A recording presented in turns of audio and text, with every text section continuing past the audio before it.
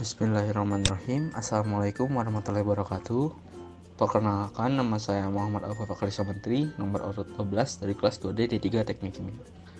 Pada kesempatan kali ini saya akan membahas tentang LKM dan bekerja mahasiswa bab 3 pada mata kuliah praktikum pengendalian proses untuk modul penentuan fungsi antar sistem pengendali pada peralatan pengendali aras.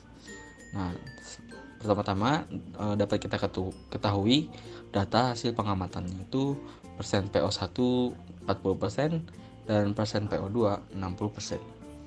Untuk persen PP1 ini 19,84% dan persen PP2 ini 46,49%. Nah, untuk selanjutnya ini delta persen PO-nya ini dari selisih persen PO1 dan 2 yaitu 20, dan delta persen PP-nya ini dapat dari selisih persen PP1 dan 2 jadi 26,65. Selanjutnya kita akan menjelaskan dari grafik persen PP terhadap waktu untuk metode satunya.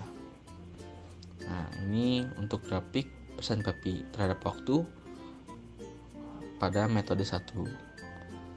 Nah, untuk selanjutnya ini A2. Tentukan nilai KP, T, dan TD jika ada dengan menggunakan metode 1. Jadi untuk metode 1 ini kita harus mencari tahu dulu delta CS-nya.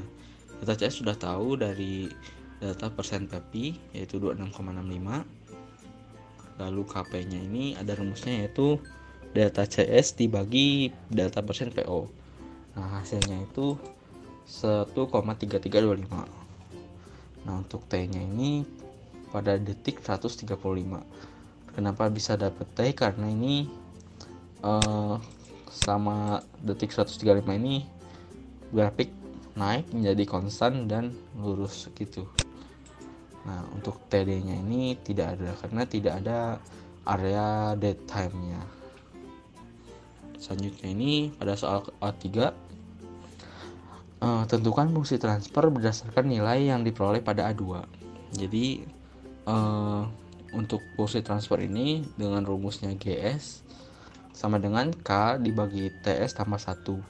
Nah, untuk K ini diketahui dari 1,3325 dan TS-nya ini dari T ini. Jadi 135 ditambah 1. Jadi perhitungan GS ini 1,3325 dibagi 136 dengan hasil ini 0,0097979. Selanjutnya pada grafik soal B2 ini B1 ini grafik persen PP terhadap waktu. Namun ini untuk metode yang kedua. Nah, bisa dilihat dari grafiknya. Untuk delta CS ini masih sama. Untuk titik potong ini 36,6828. Nah, di sekitar di maaf ini agak macet. Nah, ini sekitar di sini titik potongnya. Nah, 36,68. Nah, sekitar di sini untuk titik potongnya. Titik potong itu berasal dari delta persen PP1 bukan delta, maksud saya persen PP1 ditambah 0,632 kali delta CS. Jadi hasilnya ini 36,6828.